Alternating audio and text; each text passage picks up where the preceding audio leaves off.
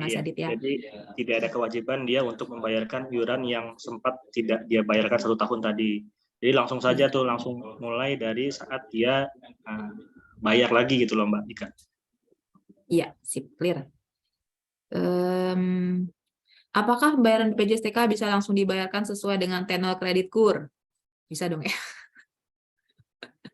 Langsung saya tenornya 2 tahun, langsung mau 2 tahun dibayar, Sebenarnya ini bisa semangat. Mbak Ika, sebenarnya Ya. bisa.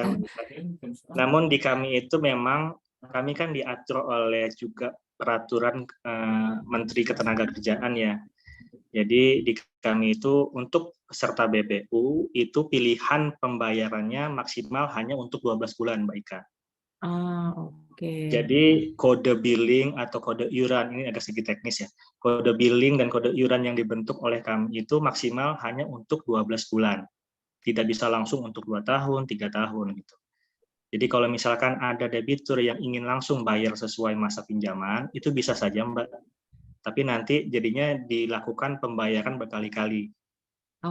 Oke. Jadi bayarnya nggak langsung 3 tahun, tapi Iya, pembayaran betul. sekali 12 bulan, kemudian Iya. bayar lagi 12 bulan, tapi nanti covernya Iya. langsung 2 tahun gitu Betul, ya. betul. Oke sih. Atau kalau misalnya Bapak Ibu di setahun pertama kan udah didaftarin, disuruh buat TRM aja gitu buat tahun depan gitu kan, buat cicil tahun depan, jadi tahun depan udah siap tuh duitnya buat iuran Iya, tahun bisa. berikutnya. Bisa seperti Jadi itu. sekalian bisa buat next pembayaran iuran. Mana lagi nih BPJS-TK? Bagaimana kalau pengambilan kurs selanjutnya?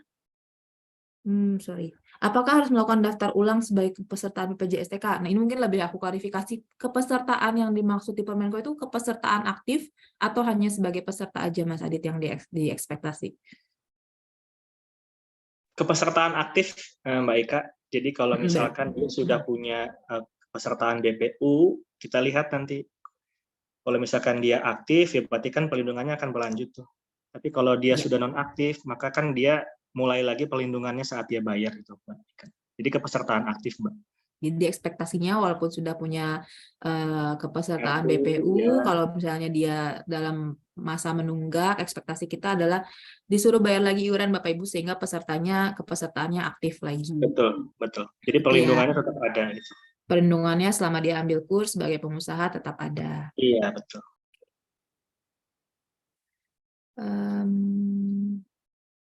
Ini pertanyaannya banyak yang sudah dijawab sih yang dengan BPJS-TK.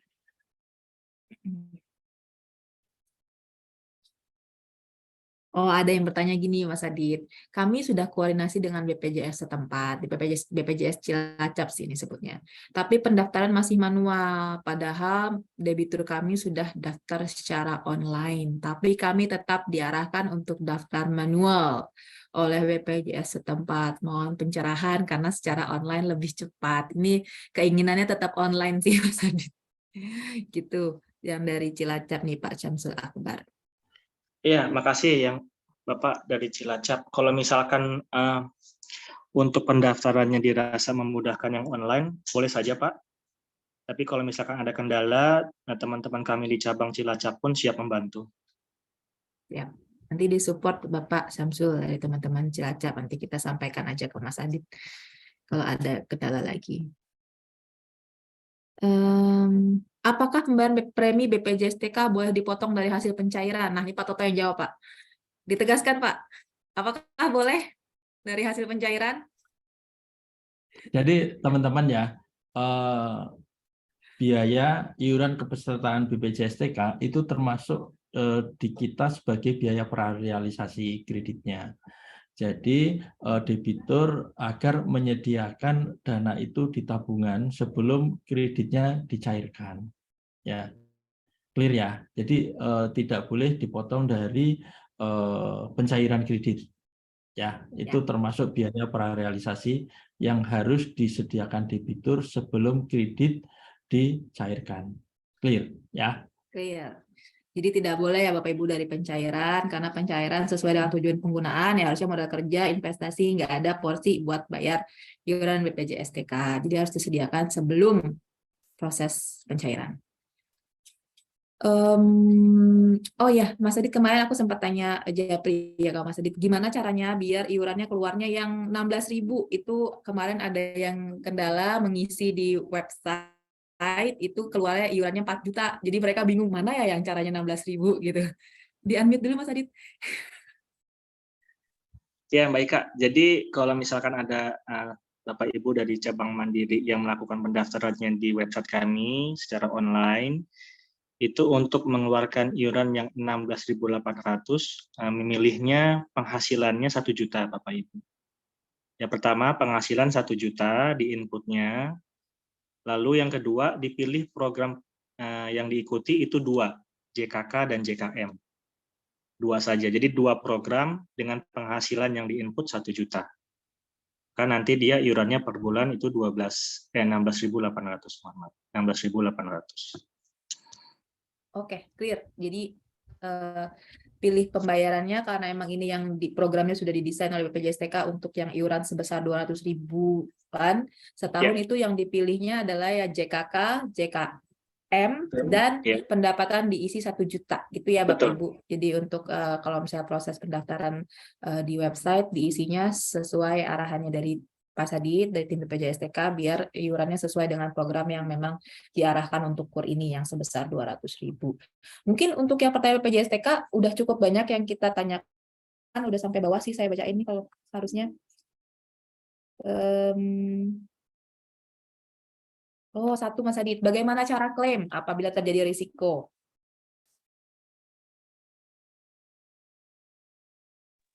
Kalau klaim sebenarnya mudah sekali, Bapak Ibu. Jadi kalau misalkan peserta itu mengalami risiko kecelakaan kerja, peserta bisa langsung datang ke rumah sakit yang sudah kerjasama dengan kami. Kami sudah kerjasama dengan seluruh rumah sakit pemerintah di Indonesia dan juga rumah sakit swasta yang besar dan juga ada juga puskesmas ya untuk di tempat-tempat yang mungkin di yang pedalaman gitu ya. Lalu tinggal tunjukin kartu saja atau tinggal tunjukin NIK-nya saja KTP. Nanti teman-teman di rumah sakit kerjasama itu bisa langsung mengecek eligible apa tidak. Lalu yang kedua, kalau terjadi risiko kematian, meninggal dunia, ahli waris bisa langsung melapor ke kami, ke kantor cabang terdekat. Seperti itu. Baik. Sip. Jadi bisa kalau kecelakaan bisa di rumah sakitnya, kalau meninggal bisa langsung lapor ke kantor cabang terdekat gitu ya. Betul. Betul. Bapak Ibu kalau misalnya mau bantu debitur yang untuk proses klaim bisa diarahkan ke 2 poin tadi. Kira-kira mungkin seperti itu ya Pak Toto ya untuk BPJS TK ya Pak. Masih adakah yang mau kita jawab lagi? Pak Adit, masih ada sedikit nih. Ya, Untuk Pak. pendaftaran BPJS untuk KUR kecil apa betul yang harus didaftarkan debitur dan semua karyawannya? Jadi izin jawab, yang wajib adalah debiturnya dulu ya. Betul, Pak. Jadi yang wajib didaftarkan adalah debitur KUR-nya dulu. Ya, kalau karyawan itu nanti sifatnya apa istilahnya tidak wajib lah, sukarela. Tapi kalau inisiatif itu akan dilakukan oleh debitur untuk karyawannya, ya diperbolehkan gitu ya. Tapi di luar skema untuk penyaluran KUR ini, pendaftarannya. Ya. Kemudian berikutnya kalau kalau berbeda dan didaftarkan lagi, apakah bisa double claim? Ini maksudnya apa ya? Kalau kemudian yang kedua, kenapa tidak bisa host to host dan langsung saja didebit selama debitur masih punya angsuran di bank? Saya jawab yang nomor 2, host to host sedang dipersiapkan teman-teman sekalian. Jadi nanti setelah host to hostnya selesai antara Bank Mandiri dengan BPJS TK, tentunya kita akan menggunakan host to host untuk pendaftaran kepesertaannya. Nah, itu minta tolong yang poin 1, Pak Adit, ini maksudnya apa ya? Kalau berbeda dan didaftarkan lagi, apakah bisa double claim? Kalau mungkin tadi ya Pak, mungkin kondisinya kalau sudah ada, misalkan debitur itu sudah menjadi karyawan Pak, dia sudah punya kepesertaan baru, dia punya usaha, dia berarti kedaftar dalam kepesertaan BPU. Oke. Jika terjadi risiko, apakah bisa double claim? Untuk jaminan kematiannya, santunan jaminan kematiannya itu bisa Pak, dapat 2 Pak. Tadi Pak. Ya, Tapi ya. kalau untuk kecelakaan kerjanya, kita lihat lagi kecelakaan kerjanya terjadi saat si orang ini, si peserta ini kerja di mana? Apakah di ruang lingkup dia sebagai karyawan di perusahaannya, atau dia sebagai tadi pemilik usaha, orang yang menjalankan usaha gitu. Oke.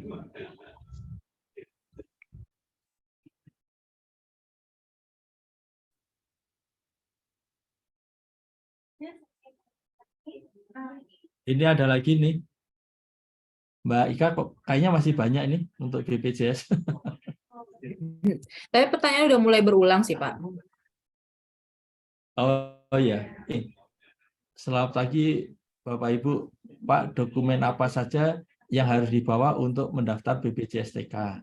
Karena ada debitur kami yang mendaftar BPJS TK cabang Depok, namun ditolak dengan informasi pengajuan dilakukan kolektif. Gimana tuh? Mungkin nanti itu Pak, kalau misalnya ada yang kendala-kendala kayak gini, mungkin nanti Bapak Ibu bisa sampaikan aja kendala yang dari kantor BPJS terdekat ya seperti apa. Nanti kami sampaikan ke Mas Adit gitu ya Mas Adit, biar Mas Adit juga bisa bantu follow up ke kantornya. Mungkin ada kantor-kantor BPJS terdekat, kantor BPJS yang belum terinfo ya secara program ini seperti apa, sehingga masih ada proses yang terkendala. Jadi lebih ke nanti di-report aja ke kami akan teruskan ke Mas Adit untuk di follow up di internal BPJS TK. Gitu kali ya Mas Adit ya? Iya, boleh Mbak Ika. Jadi sedikit juga menambahkan Mbak Ika, untuk proses pendaftaran pesertaan BPU ini, bukan penerima upah, itu hanya cukup NIK saja sebenarnya. Jadi tidak membawa dokumen yang lain, hanya cukup NIK-nya saja, KTP-nya saja yang dibawa. Gitu Mbak Ika.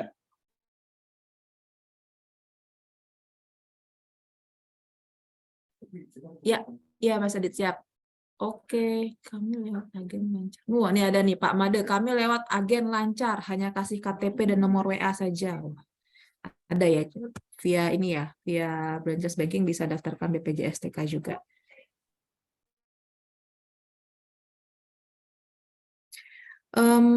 Kayaknya untuk yang BPJS TK sesinya kita tutup dulu ya Bapak Ibu, karena Mas Aditnya juga pasti ada kegiatan lain. Kita lanjut juga nih pertanyaan yang terkait KURA juga banyak nih di atas belum terjawab. Untuk kalau misalnya ada pertanyaan terkait BPJS TK lagi, selain yang tadi sudah ditanyakan dan belum terjawab, monggo disampaikan ke kami Bapak Ibu, nanti akan kami rekap dan kami sampaikan ke Mas Adit. Harapannya insya Allah untuk yang media pendaftaran barunya bisa cepat dirilis ya Mas Adit, sehingga teman-teman akan lebih mudah untuk bantu proses pendaftaran. Baik. Gitu.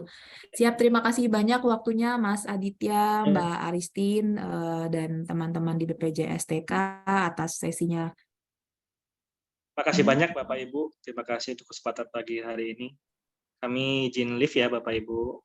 Terima kasih. Ya, terima kasih. Terima kasih Bapak Ibu. Terima kasih Pak Adit. Terima kasih Mas Adit. Ini teman-teman nggak bisa unmute, makanya nggak bisa ngucapin makasih, tapi banyak yang tepuk tangan harusnya.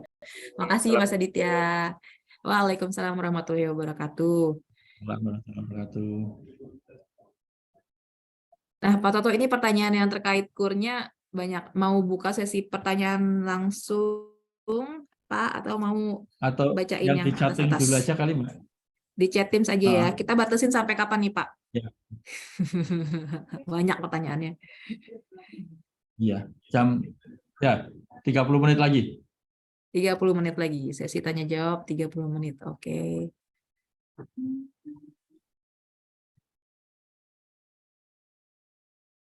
Oke. Coba kita cari-cari pertanyaannya dulu.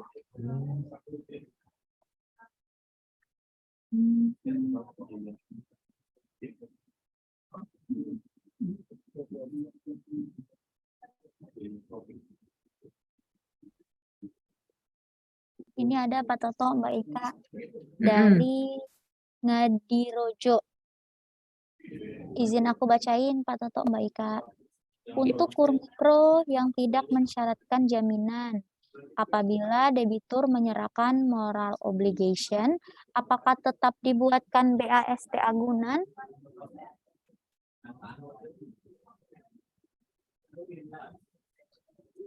Ya, itu tetap sama seperti surat yang sudah kita sampaikan ya, surat tertib administrasi bulan Januari 2022 itu ada ketentuan kalau misalnya kita terima moral obligation seperti apa, dokumentasinya harus seperti apa. Itu boleh dibuka lagi Bapak Ibu. Jadi tetap harus dibuatkan ya berita acaranya. Tapi mungkin berita acaranya bukan berita acara agunan ya. Berita acaranya udah sesuai dengan surat Berita- itu tertulisnya berita acara serah terima Ya, dokumen Pak. Jadi memang harus mengikuti dokumen. surat arahan Betul. itu berita acara serah terima dokumen. Ada nomor dokumennya apa, jenis Ya. dokumennya apa gitu. Mungkin pertanyaan berikutnya.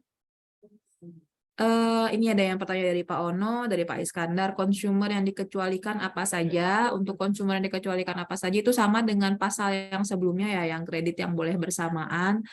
Oh ya, satu hal lagi yang saya mau sampaikan, yang penjagaan di loss itu Bapak Ibu, penjagaannya untuk modal kerja dan investasi aja, itu hanya salah satu tools pembantu di loss. Tapi tetap Bapak Ibu harus baca lagi slicknya sama seperti dulu, harus eyeballing, lihat slicknya. Kemudian untuk ketentuan kredit yang bersamaan, ada kan ya ketentuan Permenko yang lama, kredit yang bersamaan itu tetap ada, jadi diperhatikan lagi kredit yang boleh bersamaannya tetap harus sesuai dengan Permenko 1. Yang boleh bersamaan kan kartu kredit, KPR, kemudian resi gudang, dan lain-lain, itu tetap harus dicek. Kalau misalnya ada yang selain itu, tidak boleh, tidak eligible KUR. Jadi harus dilunasi dulu karena itu tidak boleh bersamaan. Kemudian untuk yang tadi ditanyakan konsumer yang dikecualikan apa saja, itu sudah tertulis di Permenko-nya adalah kredit rumah tangga ya Bapak Ibu. Jadi kredit konsumsi untuk keperluan rumah tangga. Jadi untuk kalau misalnya esensinya dari Kemenko kan bilangnya kredit yang untuk beli panci, beli kulkas, beli yang kayak hal-hal keperluan rumah tangga seperti itu baru diperbolehkan. Kemudian dari Pak Iskandar bertanya lebih dijelaskan lagi terkait kredit investasi, apakah fintech termasuk? Ya, jadi fintech itu termasuk yang dikecualikan, itu yang di poin 3, pinjaman pada perusahaan layanan pendanaan bersama berbasis teknologi informasi atau perusahaan pembiayaan berbasis digital. Jadi kalau misalnya fintechnya fintech channeling modal kerja atau KI seperti yang kita kerjasama sekarang, Amarta dan Krodi itu diperbolehkan. Kalau misalnya kena stopper di loss dan Bapak Ibu yakin bahwa itu yang stopper modal kerja investasinya adalah Amarta atau Krodi, bisa disampaikan ke kantor pusat. Tapi kalau misalnya modal kerja atau investasinya Bapak Ibu nggak tahu apa, tapi itu pokoknya modal kerja investasi, bukan KUR, bukan fintech, bukan di bank digital, itu memang kena stopper karena dia tidak eligible.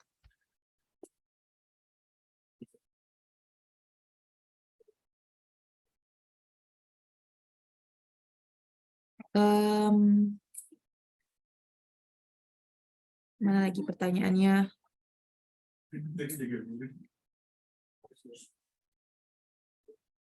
Ada dari Bang Salsari, input apa harus dengan NIB karena di LOS ada pilihan situ SKDU, SKUSIUP, dan NIB. Ya tadi disampaikan ya Bapak Ibu, NIB itu diutamakan, tapi jika tidak bisa menggunakan surat izin lainnya yang dipersamakan.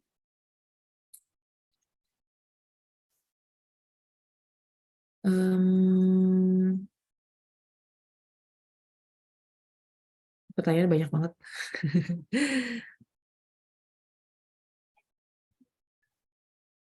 Itu Mbak Ika masih ada yang nanya, untuk Apa, karyawan Pak? swasta apakah boleh diberikan KUR? Ya teman-teman,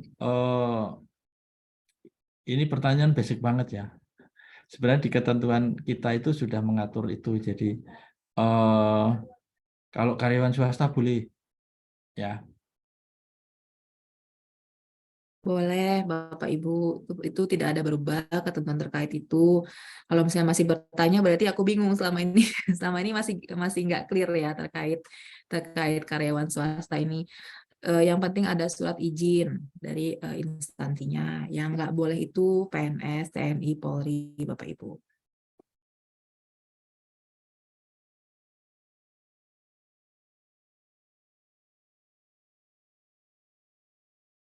Ini yang pertanyaan dari Bang Salasari ini panjang nih, ada sampai 7 pertanyaan. Aku sambil show, udah aku pindahin ke Excel ya, biar Bapak Ibu yang dengerin nggak bingung.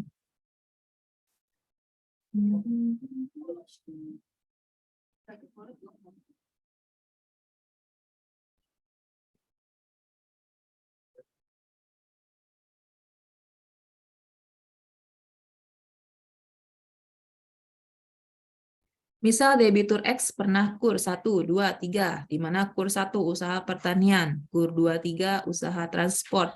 Sedangkan KUR sebelum tahun 2023 di total akan dihitung 1 kali. Maka usaha yang dibaca pakai pertanian atau jasa transportasinya. Yang dibaca adalah sesuai pengajuan berikutnya apa, Bapak Ibu.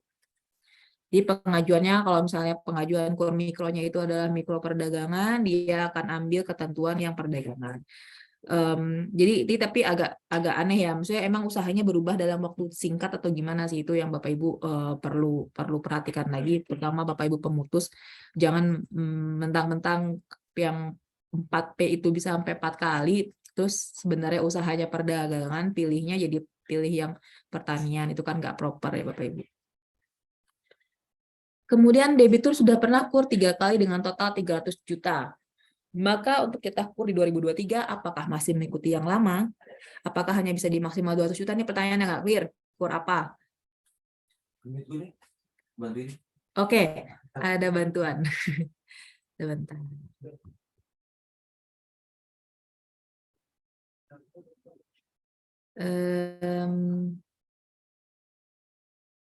Untuk BPJS-TK ini prosesnya seperti yang kemarin ya, di-upload hanya slip pembayarannya, bukan kartu BPJS-TK-nya. Ini boleh keduanya ya Bapak Ibu, tapi slip pembayarannya yang ada tertulis ini adalah bukti kepesertaan. Jadi boleh slip pembayaran, boleh kartunya.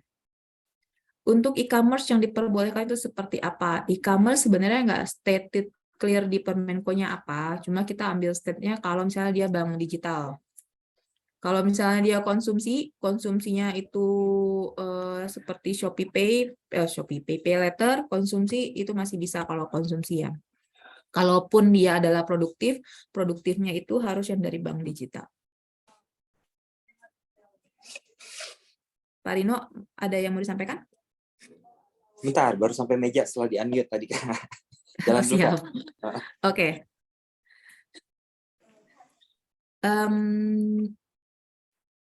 Untuk debitur KUR yang pelunasan dipercepat, apakah bisa diproses KUR di bulan yang sama? Kalau KUR-nya aja bisa, tapi kalau misalnya ada slik yang lain, yang kredit yang tidak boleh bersamaan, itu harus lunas dulu dan clear di sliknya. Apakah slik ShopeePay dan pinjol, apakah masih bisa dilanjutkan dengan catatan lunas lancar? Ini harus dilihat lagi, benar-benar harus diteliti lagi, sliknya bunyinya seperti apa ya Bapak Ibu. Jadi kalau pertanyaan kayak gini tidak bisa dijawab ya atau tidaknya, harus dibaca sliknya.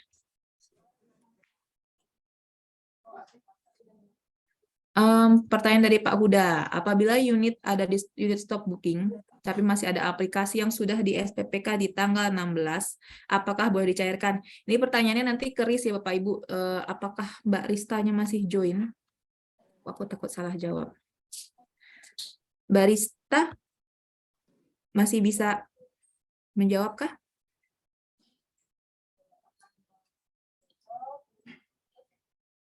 Mbak Rista, apa sudah mau naik pesawat ya? Kayaknya udah boarding, Mbak. Oh, ini bisa nih, Mbak Rista, 1 poin Mbak Rista. Apabila unit di stop booking, sudah sampai SPPK tanggal 16, apakah boleh dicairkan?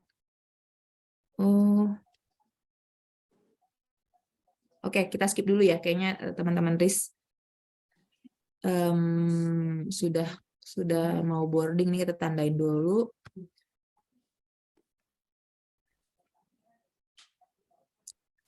Pak Junik, apakah KI ada KI tapi bunga kur karena tenornya dulu 5 tahun, apakah diperbolehkan ambil kur lagi? Kalau misalnya KI, Bapak Ibu clear ya, mau bunga kur mau apa tidak eligible lagi, kecuali memang yang tadi termasuk yang dikecualikan.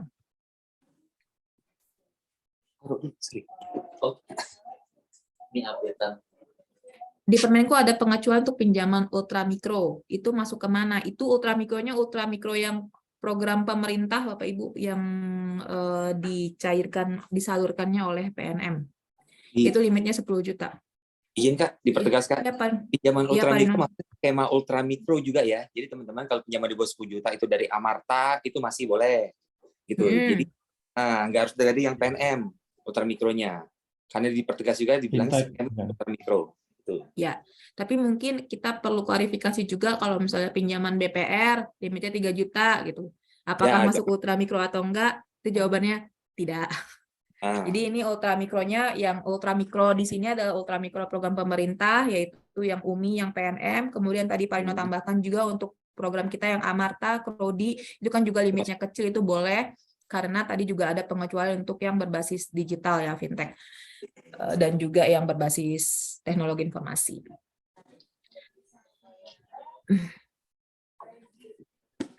Kalau Untuk pinjol, pinjam, Mbak. pinjam nih, pinjol nih. Untuk pinjaman e-commerce apakah bisa dapat kur? Jadi kalau misalnya untuk pinjaman e-commerce-nya, ini kami harus baca dulu slick-nya seperti apa Bapak Ibu. Kalau misalnya pinjamannya konsumtif untuk kebutuhan rumah tangga itu boleh, yang berlaku adalah ketentuan kredit yang boleh bersamaan.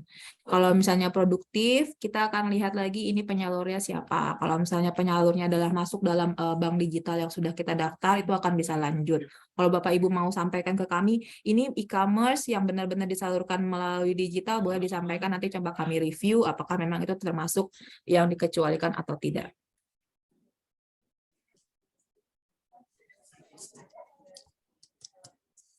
Ini terkait kur tanpa agunan.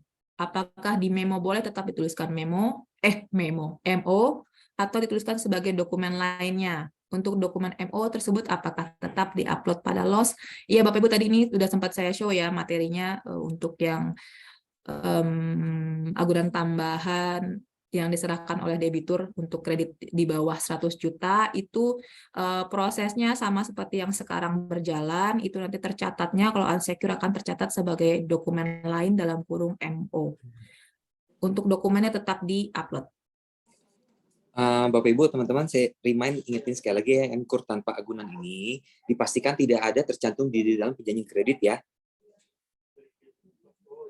Dipastikan tidak ada di perjanjian kreditnya di situ dicantumkan bahwa agunan berupa itu kur mikro dipersyaratkan agunan sertifikat atau BPKB seperti itu. Kalau moral obligation dipastikan aja di perjanjian kredit nggak ada. Udah ada semacam kesepakatan lah antara penyalur perbankan dengan eksternal auditor dalam hal ini BPKP bahwa apabila tidak masuk di dalam perjanjian kredit itu bisa dianggap bahwa penyalur tidak menerima atau tidak meminta agunan gitu. Jadi sekali lagi dipastikan bahwa kalau untuk pinjaman di bawah 100 juta tidak tercantum dalam perjanjian kreditnya. Itu aja. Sip, jadi clear, tetap kita berjalan seperti yang sebelumnya ya Pak Rino, cuma secara sistem harusnya sudah berjalan seperti itu, tidak akan masuk ke PK, cuma kita minta tolong teman-teman untuk tetap pastikan lagi bahwa tidak masuk ke PK. Ada yang loss. Takutnya ada yang kelewat atau salah ambil template gitu kan, masuk deh di PK, itu akan jadi termasuk temuan. Ini kita langsung ke Anung, Bu Anung atau Pak Anung, pembatasan 2 kali pengajuan hanya untuk kur mikro, untuk kur kecil ada batasan kah? Ya, kalau yang kur mikro yang 2 kali tadi yang non 4P sama yang perdagangan, untuk kur kecil sebenarnya di Permenko tidak state berapa, cuma dari yang pengajuan suku bunga berjenjangnya mereka state sih hanya sampai 4 kali, karena di situ disebutkan suku bunga 9% untuk pengajuan keempat, titik, nggak ada pengajuan keempat dan seterusnya. Jadi dari itu kita bisa terjemahkan bahwa kur kecil pun maksimal 4 kali Bapak Ibu dengan limit plafon totalnya 500 juta. Apakah Mempro dari Mandiri bisa sudah ada? Bisa sudah ada. Jika sudah ada, mohon share. Ya, nanti ini untuk manual produk KUR dan PTO KUR sedang dalam proses penyesuaian Bapak Ibu. Kalau sudah ada akan kami rilis. Mungkin nanti dalam waktu dekat yang akan rilis adalah surat dulu ya untuk landasan Bapak Ibu. Dalam waktu dekat akan kita distribusikan. Ini dari Mbak Dian Kumala. Pembatasan akses KUR Mikro hanya berdasarkan jumlah berapa kali mengambil atau juga berdasarkan limit seperti tahun 2022. Ini jadi salah satu yang berubah di Permenko 1 2023. KUR Mikro itu tidak dibatasi lagi berdasarkan limit, tapi dibatasi berdasarkan aksesnya. Tadi ya yang 2 kali kalau misalnya dia non produksi dan non produksi dan non 4P, dan 4 kali kalau misalnya 4P. Itu aja. Bu Rista, untuk stop booking di atas 200 juta, kuadran 4 hanya stop booking di bulan ini saja atau Maret juga kah? Nah, ini kita klarifikasi lagi Bapak Ibu, untuk yang kuadran, itu kita berlakukan hanya untuk penyaluran bulan ini saja. Jadi ada tambahan, jadi kita tetap pakai threshold kita yang lama, kemudian tambahkan kuadran. Jadi kuadran 4 stop booking. Untuk bulan depan pakai threshold yang mana, itu akan pakai threshold yang baru. Ya tadi sudah disampaikan oleh Mbak Rista. Di situ nggak termasuk kuadran, tapi perlu diperhatikan ada perubahan. Jadi ada call lancar, early 2B, upgrade 2A, sama call 2 all limit. Itu perhatikan ya Bapak Ibu, call 2 all limit. Call 2-nya harus dipertahankan di 2,5%. Nah, kalau misalnya kena stop booking di bulan Februari ini, kemudian nanti di akhir Maret dicek pakai threshold yang baru juga kena, maka itu akan kena 2 bulan berturut-turut, maka akan tutup stop booking. Makanya kita harapkan ada waktu untuk perbaikan kualitasnya, jadi nanti akhir bulan tidak ditutup untuk penyaluran KUR di atas 200. Untuk KUR kecil tidak dibatasi produksi non-produksi, ya Bu? Ya, betul. Dia pembatasannya 500 juta akumulasi plafon. Dan suku bunganya tadi ya sampai 4 kali, 9%. Untuk SGP yang stop booking, apakah di tahun 2023 dengan aturan terbaru diberlakukan baru lagi? Ini stop bookingnya Pak Slamet Riyadi, ini stop bookingnya SGP tetap berlaku yang berdasarkan call lancar ya? Yang untuk KUR-nya di 93, untuk KUM-nya, KUM berapa sekarang? 85 kalau nggak salah yang terakhir ya. Nanti akan ada, kalau misalnya ada perubahan terkait stop booking SGP, akan disampaikan lagi melalui surat.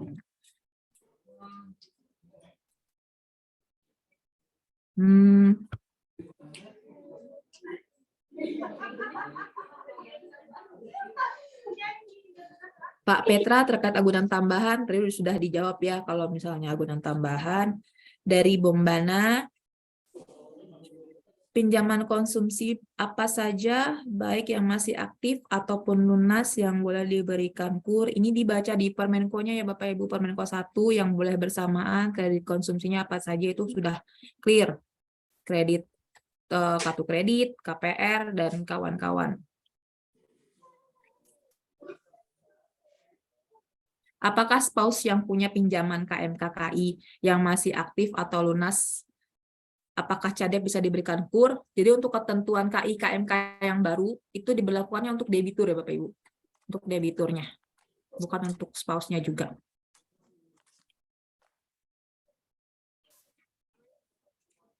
Dari Pak Ono lagi, untuk report SLIK akan hilang kalau sudah lunas setelah 2 tahun. Pedoman bahwa cadep belum mendapatkan KUM, apakah tetap pada SLIK? Setahu saya sih tetap ada Pak Ono di SLIK-nya walaupun sudah lunas, cuma dia memang nggak muncul yang kotak-kotak 24 bulannya itu, tapi dia udah yang rangkumannya aja, cuma fasilitasnya disebutkan sudah lunas. Dari Bu Tetin, untuk KPO apa ya? Atau pinjol dengan jenis investasi dan modal kerja, termasuk pengacuan kredit modal kerja atau investasi dengan bunga komersial.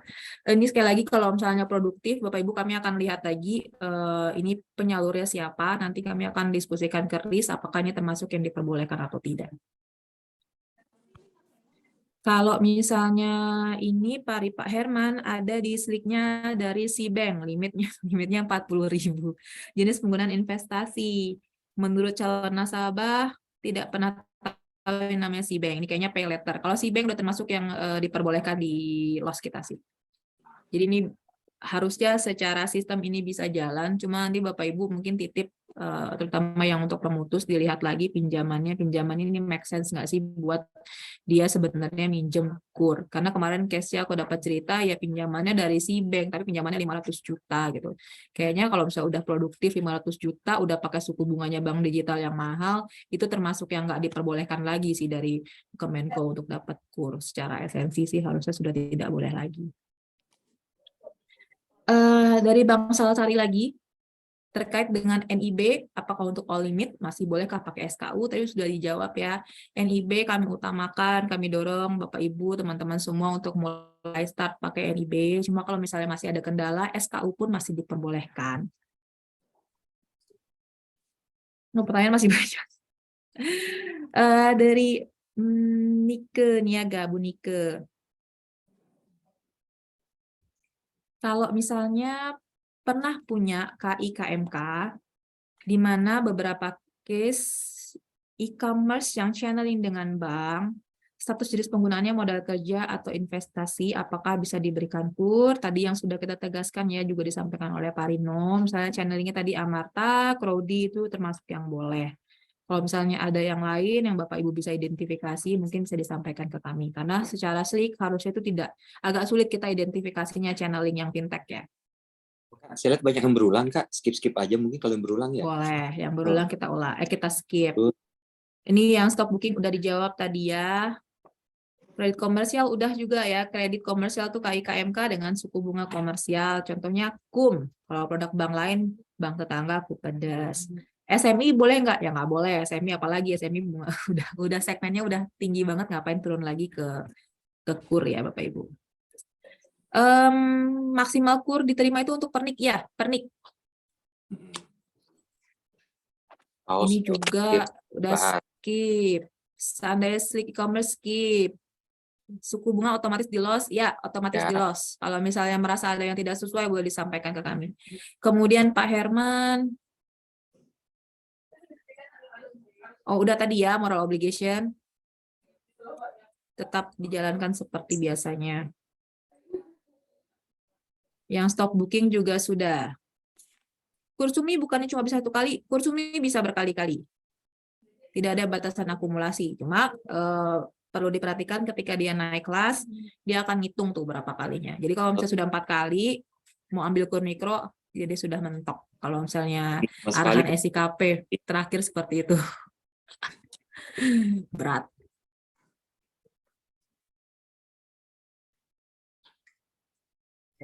Ya, pertanyaannya aneh. Jika pasangan belum ada histori pinjaman, apakah bisa kami lanjutkan untuk proses KUR-nya? Proses KUR-nya siapa nih? Yang ngebaca NIK. Iya, baca calon NIK debiturnya.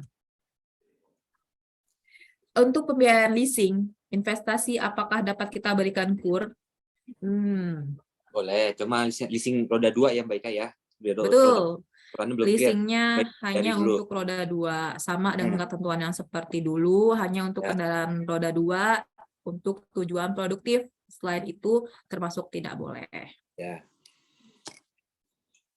Nah, BPR tadi juga udah BPR, limit kecil apakah boleh tidak diberikan KUR selama tertulisnya KI-KMK dan tidak masuk ke dalam yang dipengecualikan, 3 itu jadi tidak boleh.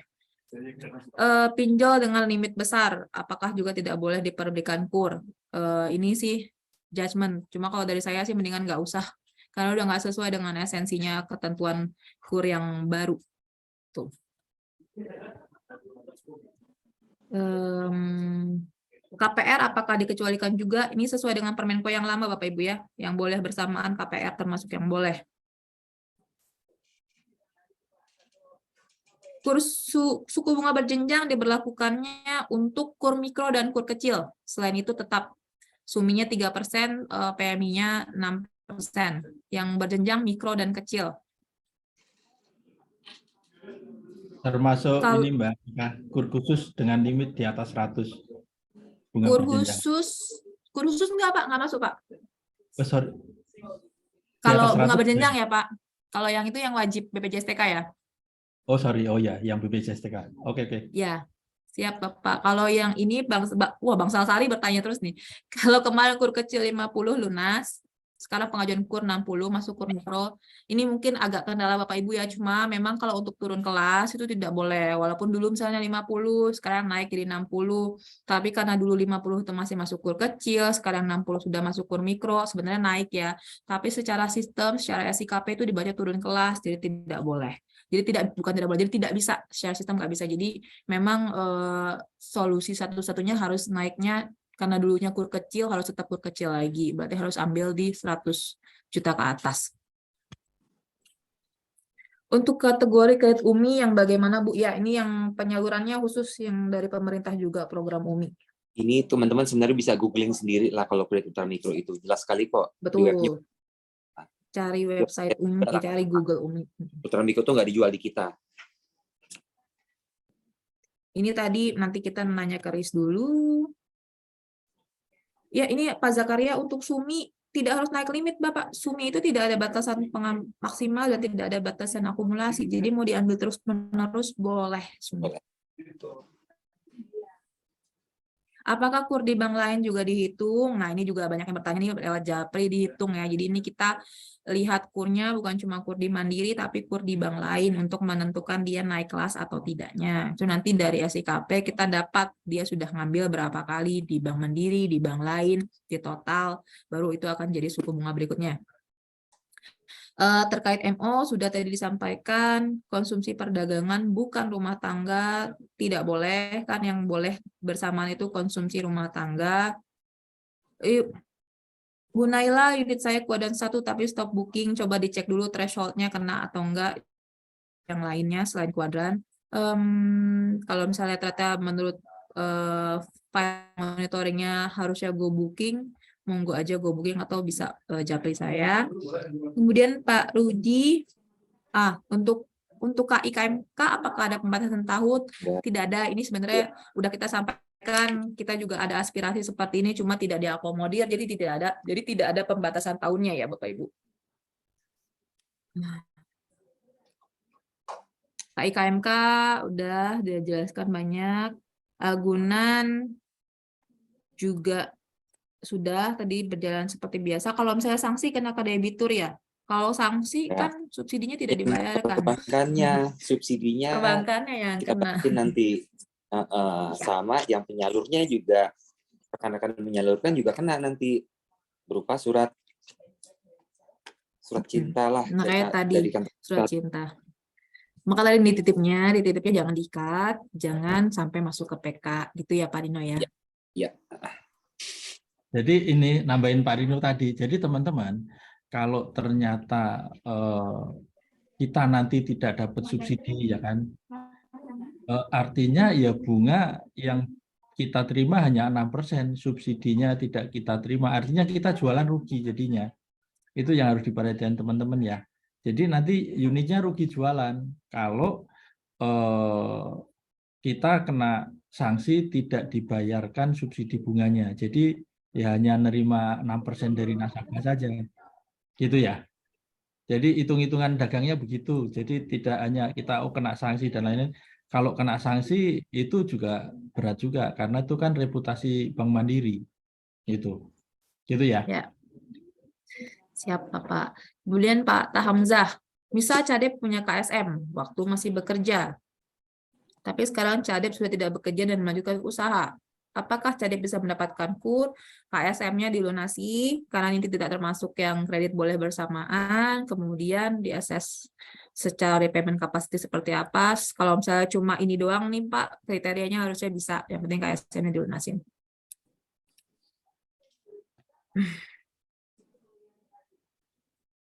Ini udah ya, clear ya Pak Made, apakah dengan bank penyalur lain? Ya, sama, karena sumbernya sama-sama dari SIKP.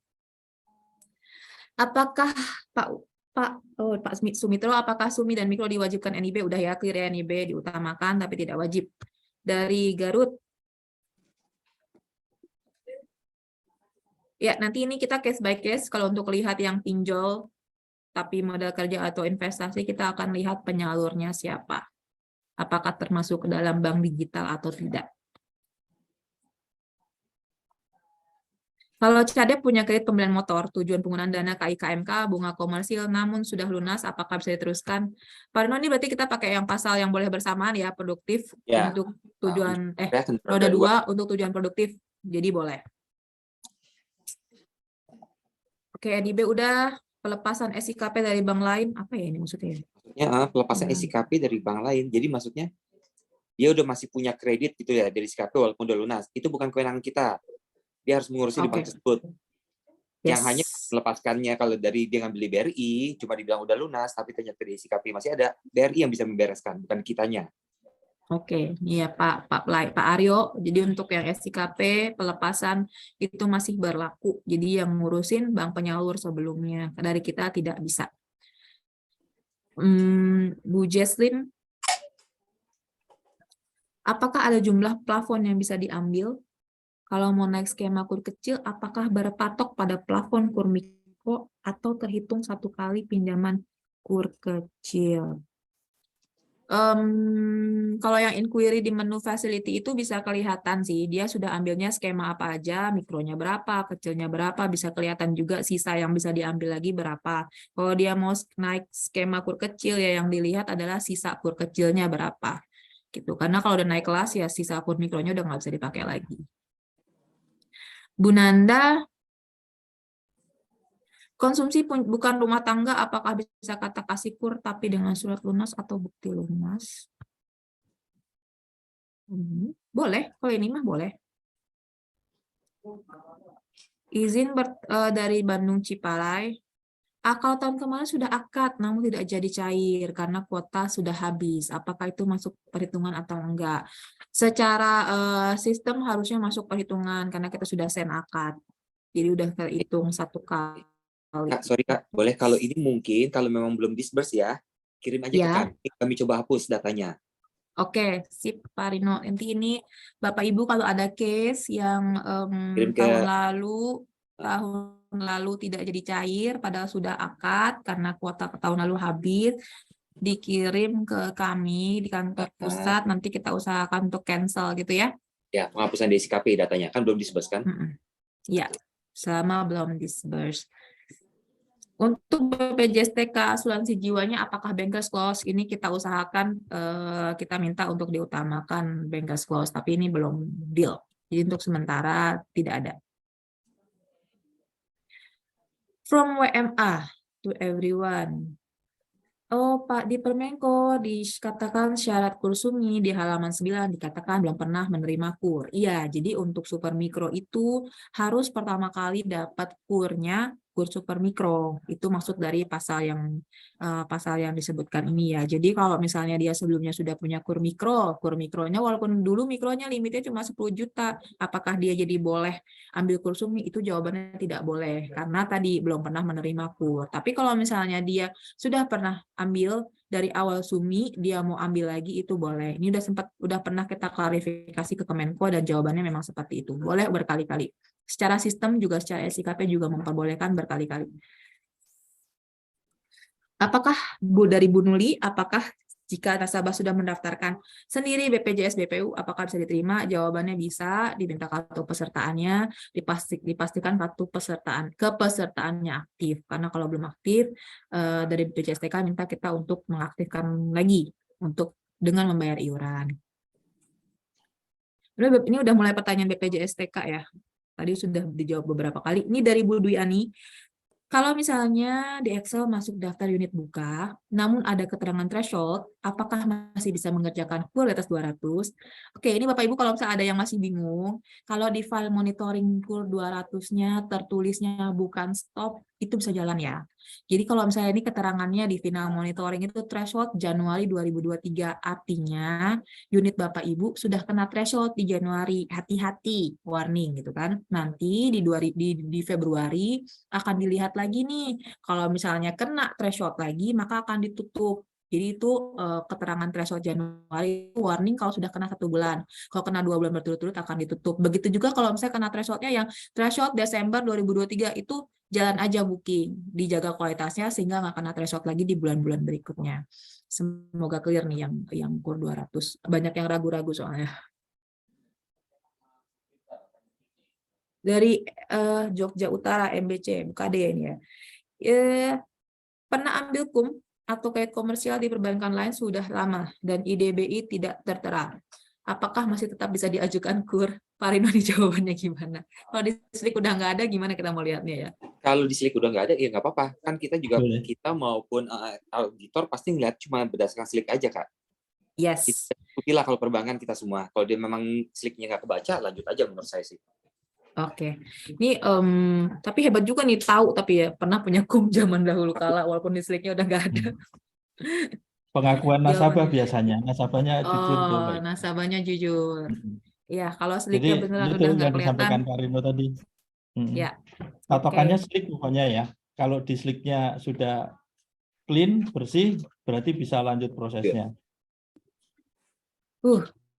Pak, ini kita batasin sampai jam 11 kali ya, Pak. Banyak banget Ya, pertanyaannya. oke.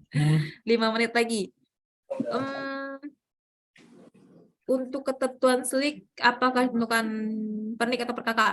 Per NIK jawabannya. Dah, NIK per orang, by NIK. Mohon informasi terkait teknis akuisisi KUR PMI. KUR Sesi PMI sendiri, Kak. teknisnya Sesi sendiri panjang. ada sesi sendiri. Kalau misalnya Oh, baca dulu, baca di PTO KUR, Bapak Ibu ya, PTO KUR ada tuh terkait KUR penempatan PMI. Kalau sudah khatam baca KUR PMI-nya, masih mau bertanya, monggo di japri ke saya atau ke Gea. Wah, mana kita cari lagi pertanyaan yang menarik. Ini apa yang terkait biaya provisi dan administrasi. Jadi ini teman-teman masih banyak yang bertanya. Provisi dan administrasi KUR, teman-teman, tahun ini tidak ada perubahan. Tetap mengikuti ketentuan sebelumnya. Gitu ya. Jadi jangan ragu-ragu lagi, teman-teman. Gitu ya. Siap, Pak. Semoga clear ya, teman-teman. Untuk ini, mungkin pertanyaan yang udah agak akhir-akhir nih. Izin bertanya, kalau pasangan cadep merupakan ASN, pasangan cadep, apakah cadep bisa mengajukan KUR? Bisa. Jawabannya bisa. Tapi perlu diperhatikan ini ya Bapak Ibu, hasil apa sih? Sumber pendapatan, sumber pembayarannya. Bukan dari gaji pasangannya berarti. Tapi dari usahanya aja.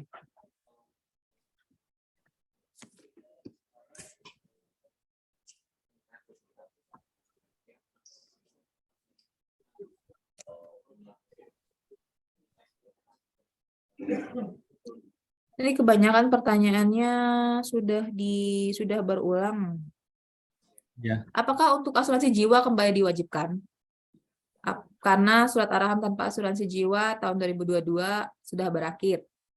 Untuk sementara tetap tidak pakai asuransi jiwa, suratnya akan kami sampaikan kembali. Jadi untuk sementara masih pakai surat yang lama.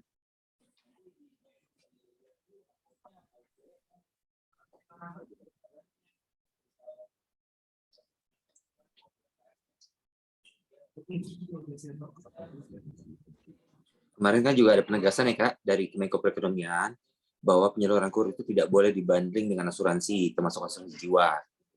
Tuh. Ya. Jadi concernnya dari Pak Asdep waktu itu, jangan sampai debitur ini bayar cicilan sama bayar premi asuransi jiwanya ternyata lebih gede bayar premi asuransi jiwanya dan akhirnya malah membebani debiturnya. Jadi arahannya ketika itu perbankan jangan membandling KUR dengan asuransi jiwa. Jadi teman-teman, saya tambahkan, jadi terkait dengan asuransi jiwa itu kan sebenarnya dengan adanya BPJS TK, ya kan, itu kan ada jaminan kecelakaan kerja dan jaminan kematian, itu satu paket. Jadi premi 16.800 itu dapat 2 paket kan nanti, yaitu jaminan kecelakaan kerja dan jaminan kematian. Nah, kita anggap ini adalah sebagai sementara sebagai pengganti dengan tidak ditutupnya asuransi jiwa. Gitu ya. Kan tadi manfaatnya sudah dijelasin sama Pak Adit. Manfaatnya banyak banget untuk debitur. Ya.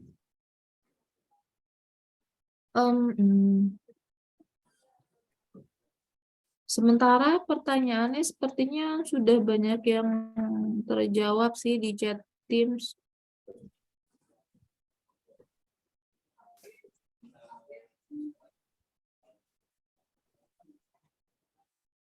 Mungkin kita bisa tutup ya Pak Toto ya untuk sesi sosialisasi kali ini. Udah 2 jam Bapak Ibu bersama kami, pasti masih banyak kegiatan lain yang mau dijalankan.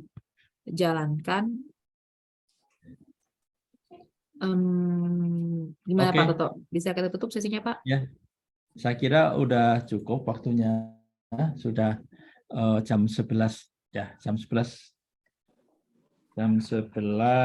ya, kurang 30 detik teman-teman ya. Sekali lagi terima kasih atas waktunya ya. Jadi mudah-mudahan sosialisasi pada hari ini ya itu bisa menjawab ratusan pertanyaan yang disampaikan oleh teman-teman. Jadi kalau pertanyaan disampaikan secara individu satu persatu, terus terang ini Mbak Ika dan Mbak Gia kewalahan karena di kantor pusat timnya hanya ada 3, ya kan, saya, Mbak Gia dan Mbak Ika, gitu kan.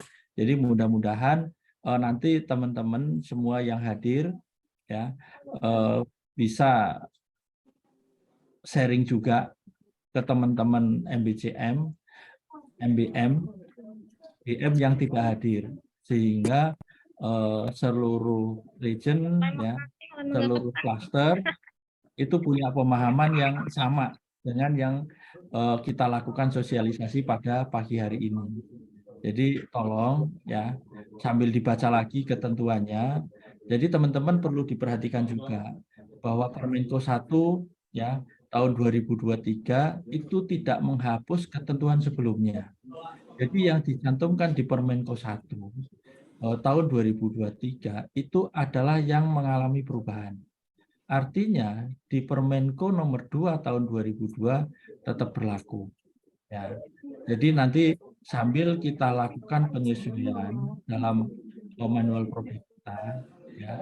Jadi nanti kita dari kantor pusat akan memberikan surat arahan terkait dengan ketentuan KUR tahun 2023 yang intinya sama dengan yang sudah kita sosialisasikan pada pagi hari ini. Jadi kemudian kalau ada case-case ya di lapangan, saya minta teman-teman nyari yang gampang dulu lah, ya dikerjain yang gampang dulu, yang rumit-rumit jangan terlalu banyak dipikirin, mendingan sambil jalan nyari debitur, calon debitur yang baru. Nah, yang masih abu-abu sambil dikonsultasikan kantor pusat, tapi jangan membuat itu menjadi halangan atau kendala teman-teman untuk mempercepat proses KUR-nya.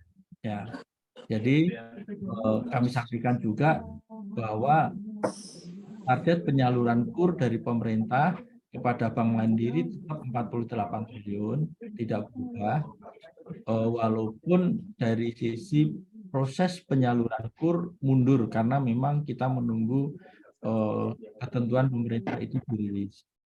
Ya, jadi teman-teman percepatan proses KUR tetap harus dijalankan karena minggu ini speednya masih belum sesuai dengan harapan.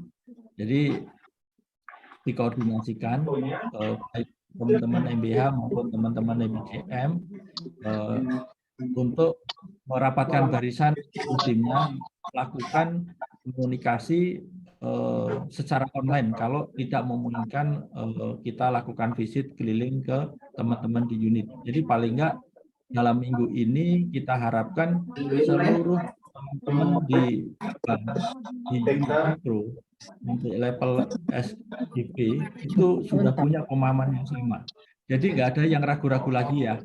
Ada pertanyaan-pertanyaan yang sifatnya basic, ya kan, kita harapkan itu sudah clear di lapangan. Jadi jangan segan teman-teman untuk baca lagi ketentuan yang sudah ada, dan juga nanti materi sosialisasi ini akan kita share ke seluruh teman-teman. Jadi bisa jadi panduan sementara sambil nunggu surat arahan dari kantor pusat kita sampaikan, mudah-mudahan dalam waktu dekat ini. Ya, terima kasih sekali lagi atas kehadiran seluruh teman-teman MBH dan Bapak Ibu RCPDH sebagian, teman-teman MBM, MBCM, BM, dan seluruh teman-teman yang hadir. Mas Marino, terima kasih, Mbak Ika, Mbak Kia. Kami akhiri. Wassalamualaikum warahmatullahi wabarakatuh. Salam sehat, penuh semangat. Terima banyak Bapak Ibu atas waktunya pagi ini. Maaf salah kata ya. Baik, teman-teman MBRD semua, terima kasih banyak. Terima kasih Pak Toto, Bu Ika. Terima kasih Pak Toto. Terima kasih Pak Toto. Pak Toto. Ika. Bapak Ibu, Terima kasih Pak Gindi. Semua teman-teman. Makasih. Selamat siang.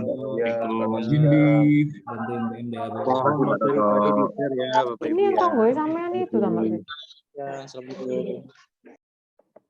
Terima kasih Pak Toto. Selamat siang.